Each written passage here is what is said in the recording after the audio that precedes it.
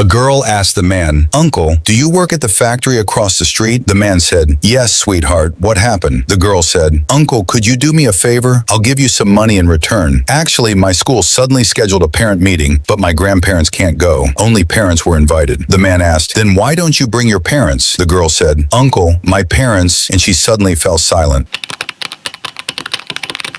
The man understood and said, "Okay, sweetheart, it's all right. I'll go to your school. Give me the money. Just tell me your school address and your grade." The girl said, "It's the Shishang school in the building next door, and I'm a 10th grade student there." The man went to the girl's school.